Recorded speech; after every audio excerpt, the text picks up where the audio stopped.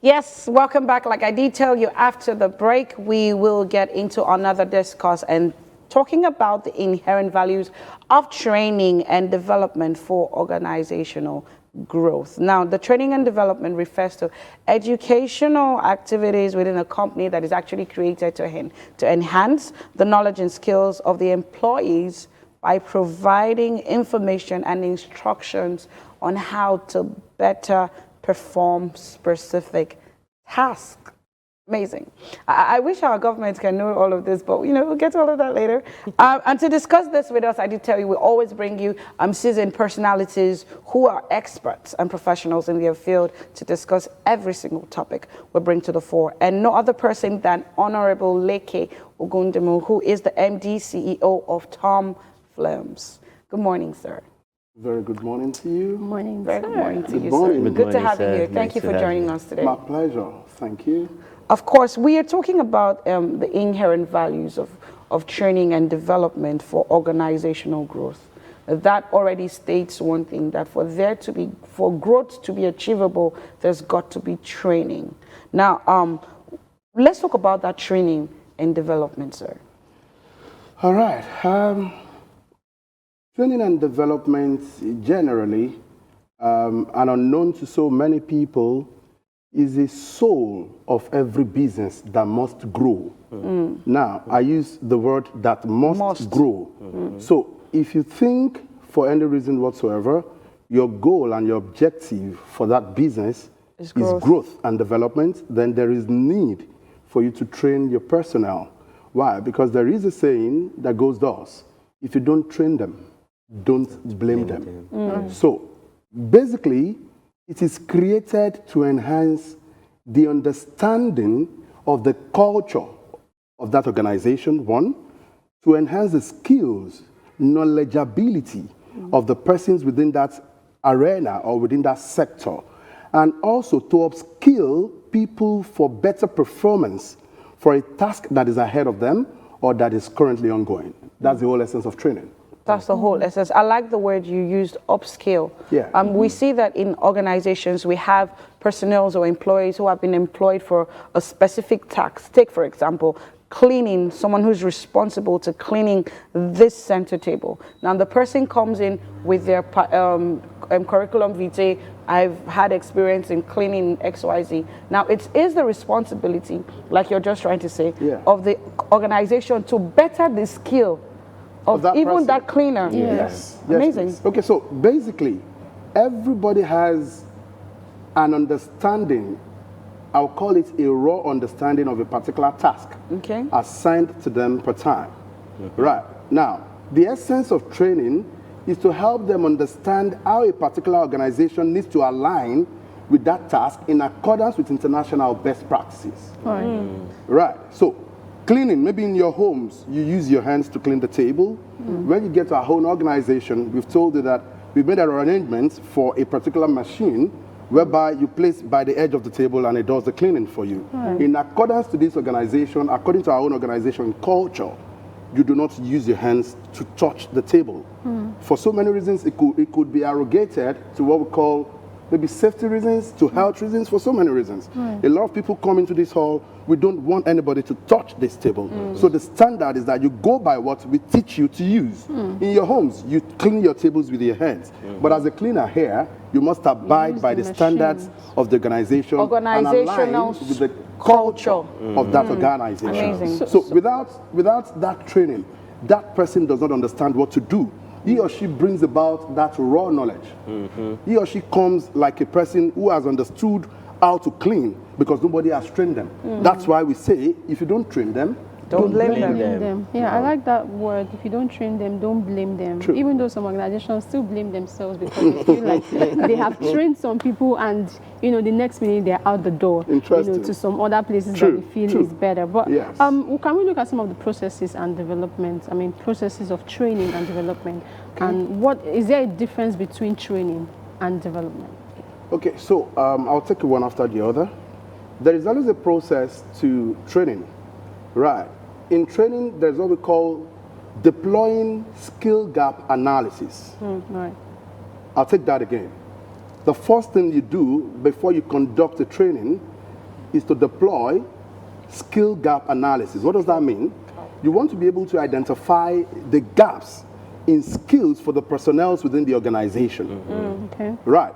Without identifying those gaps, you can't fill them. Until you've been able to identify the gaps, then you can talk about how to fill them up. So that's the first process. Now, by the time you now identify the gap, the next thing is for you to now identify for whom that gap is meant. That's the second thing. So by the time you now identify that, okay, so maybe for one person in this department, for two in that department, for three in this department, then it gives you an understanding of what category of persons you need to train. And that brings you to the cadre they belong to. So if you have one person who has about the same need for a particular course, but they are not in the same cadre, you don't want to bring them together. You know why? Learning is a bit difficult as adults, right? So you don't want to bring a subordinate to sit in class with his boss or with his leader for so many reasons. What the leader does not understand in class, he wouldn't say it to the face of the subordinate. Yeah. True. So that's another thing you categorize. And by the time you're done doing that, you want to identify who best provides that services.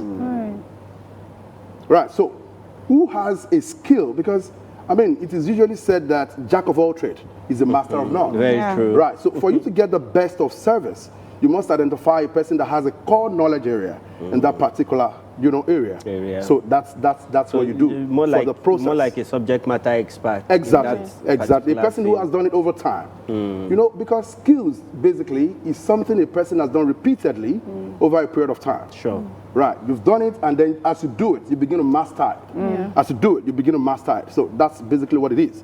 So that's the first thing, which is the process. The second one, please, help me out. Yes, difference between training and development. Okay, so the difference between training isn't so much. Training and development are interwoven. But there is a difference between training and development and talent management. Now, training is to develop people. Training is to build capacity. Training is to help people become better at what they do. Training is to improve performance and productivity within a particular organization. Right. So, but when you talk about talent management, it's basically, focused on acquisition of talents. You see the difference? Acquisition of talents into a particular organization. By the time you acquire them, you talk about retention of that talent within the organization and positioning of such talent to the right path within the organization. Amazing. That's basically. So I hear you say talent management is the whole gamut from recruitment down to retention, then career development and pathing. Correct. Okay, she said something earlier I was hoping we could build on. I say if you don't train them, don't blame them. But she also expressed a concern. Most organizations have this, what we call the manager's dilemma. If we train them, they leave. Or we don't train them and they stay. Right? What will you have for such organizations, given that you started out by saying that any organization that is serious about growth must engage in training and development? Okay, so if you have an organization that employs people and they leave within a short period of time, having been trained, then there is a process issue. I'll take that again. There is a fundamental process issue. What does that mean? That organization needs to go back to the drawing board and identify the areas where they're not doing well enough. Because if you set up a process, I said something earlier when I was talking about talent management, right? Their duty is to recruit, acquire staff, acquisition, right? And then retention. Now, part of the retention part of their task, right, is to ensure that they put certain things in place for a staff to feel comfortable. That brings about job satisfaction. Where there is job satisfaction, nobody leaves the job. Right. What are the job satisfaction I'm talking about? Good work condition, that's one. Ensuring that you don't ask people to multitask. Multitasking is acceptable to a certain level, but in accordance with international best practices, it is not the best. So a situation where you're asking Mr. A to do B, C, D, he or she feels overwhelmed. And when that happens, he or she begins to think of the way out because he feels that there is so much pressure here. But if you pressure a person on a particular task, he knows that he or she is going to be getting better on a daily basis. As much as the pressure, the better he or she becomes at the end of the day. So for organizations who have people leaving their organization as a result of perhaps maybe they've been trained and they feel they're now better persons, it's probably because there are fundamental issues that they need to look into. If they look into these issues and they are properly treated, I could tell you, we've done this for people, we do recruitment, right? And we help organizations do staff retention strategies and management, right? I just wanted to because back in the day, we had people who could stay in an organization for 40 years. Of course, yes. 30 years and all that, but that has changed. We have a very, very mobile workforce. People are beginning to realize that they don't need to stay in a particular place for extended periods. So why I'm asking this is because how has training and development addressed the issue of the itinerant worker? Today you have somebody, 2 years, you know how the Gen Zs, they hardly stay in a place for long because there's a proliferation of jobs, opportunities and all that. So how has training and development addressed that aspect, especially when it comes to talent management? All right. Training and development is vast. And because of its vast capability, it is able to handle certain things beyond your imagination. Right. I'll give you an example. You have a person who is working in Victoria Island. He resides in Ikeja. Now, for me, in accordance to international best practices, especially with the world we live in now, after the period of the COVID-19, everybody come to realize that it is not a must that you come into the workplace before you perform. Right. So, but for some organizations, because of their rigidity, right, they do not understand the purpose of flexibility. They still insist that everybody must come into the workplace on a daily basis, which is very wrong.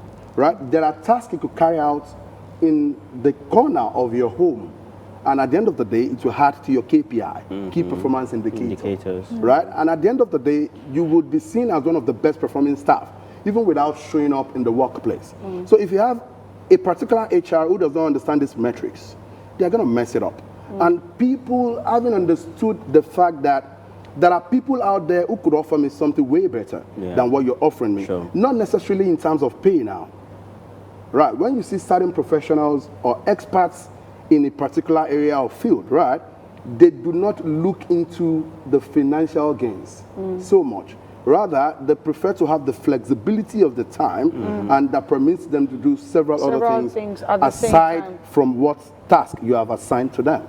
Amazing. So we've addressed the issue of how important training and development is, and still placing the key word is if you do not train, do not blame your staff members. Now, we have organizations who actually desire, in conclusion, who desire to train their staff members, but maybe the resources, the expertise to get, you mentioned having the expertise in those particular areas that have been highlighted.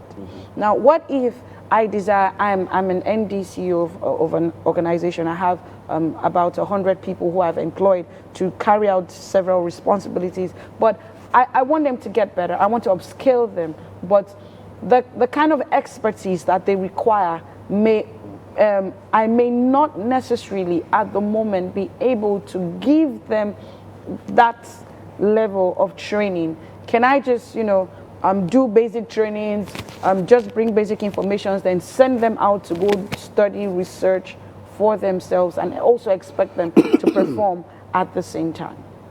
Okay, so what you're talking about is called learning on the job. Okay. I'll help you out. They call it learning on the job, which means that for as long as you remain on that job, I mentioned it earlier, right, indirectly, you keep learning, you keep upskilling, right? So, however, there is a limit to what you could gain and achieve through that medium. Okay. Right. There are specific trainings and there are generic trainings. Yeah. Right. So specific trainings aims at giving you knowledge of what is obtainable in accordance with global best practices. Right. When you talk about specific trainings, it is a training that addresses precisely, specifically what you do, what you have your hands on deck for. And if you expect anybody to just get to know that out of the blue moon, of course you're deceiving yourself. Because they are function specific. That are function specific. They are function specific, correct. Yeah. So basically, you've got to give them what they require to perform. And when you do that, automatically there will be improved productivity within the organization. When the productivity of your staff improves, automatically it translates into what we call increase in return on investment, which is ROI. Yeah. Amazing. Thank you so much. So, like you said, if an organization must grow, then there must be training and development. Thank you so much, Honorable, for taking our time to educate us and enlighten us. I'm sure that several organizations and bosses who run organizations will have learned one or two this morning, having to hear you speak. Sure. I thought you guys are going to have more to ask. It's just because of time. It's just a limitation of time. But we will bring you back. You know, every Mondays we get to talk about how we can improve our businesses, how we can grow from being a startup to being a major player. Yes, a very mature player in the game, especially if you come in, including you take over in the next 2-3 years and ensuring that your business stands firmly, applying all the principles. I just want to take your word according to global international best practices. All right, with that being said, thank you again. But before we go, we're about to wrap up the show right about now, but we will not do that except we wish a very, very happy birthday to the highly esteemed pastor of Christ Embassy Abuja. Of course, he is the zonal pastor, and that is no other person than the highly esteemed Pastor Dipo Fisher. Happy birthday, Happy sir. birthday.